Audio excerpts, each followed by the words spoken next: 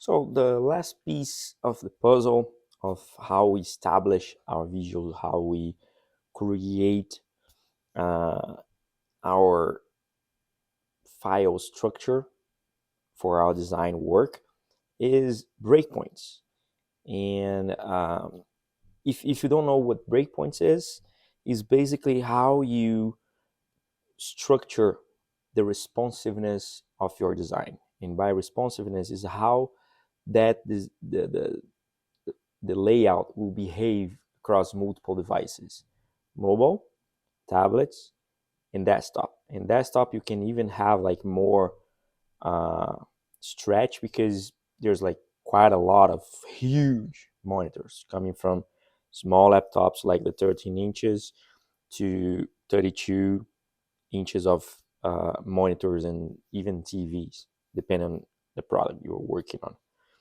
So basically, uh, the breakpoints helps you with the responsiveness and the device that you're working with. Back in, I don't know, 2014, 13 ish, around that, we start seeing a lot of mobile first designs, and that represented uh, basically like design for mobile first, uh, even if it's not just like a native app, if it even is just like a website, because that will help you constrain uh, what exactly you need to communicate, what content is actually needed for that particular project. Because prior to that, we started designing for 1024 or 1280, for example, and we put like tons of stuff there, tons of images, background content, text, animations, videos, lots of stuff to fluffy to like this before the fold kind of thing. And when we go to mobile, it was impossible to fit everything in a smaller screen. So that's why it became like designing the opposite way. So you start with mobile because that will makes you be creative enough to fit the right content to the right audience uh, uh, for your product, and from there you can expand and work with other devices and other behaviors. So I have here like three options where one is the desktop, one is the tablet, and one is the mobile. But how we design on those three things? We use grids. So in this case here, uh, actually it's not showing on the prototype. So let's go back to my current presentation. I think it'll be easier. Okay, this. Now you can see better.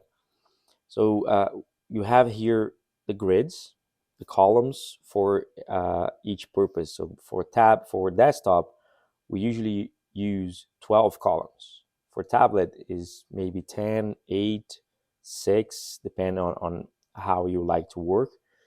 And for mobile, usually is 2.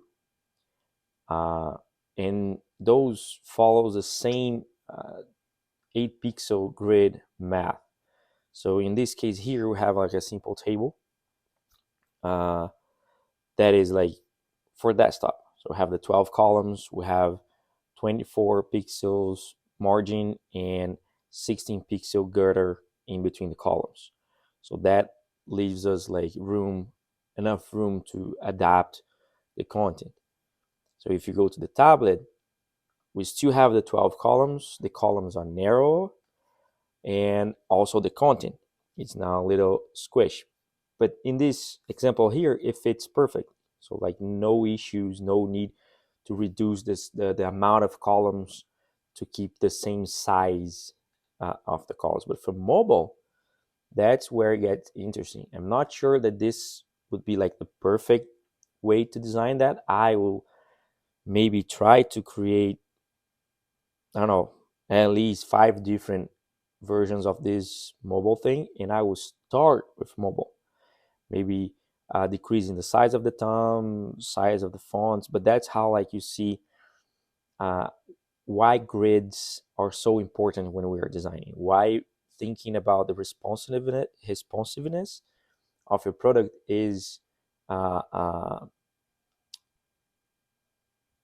valid and almost like one of the most important things for you. Like establish your grids, focus on the content, thinking about the information architecture, a visual hierarchy. Right now, this example here, like, is very poor thought, and there's information all over the place.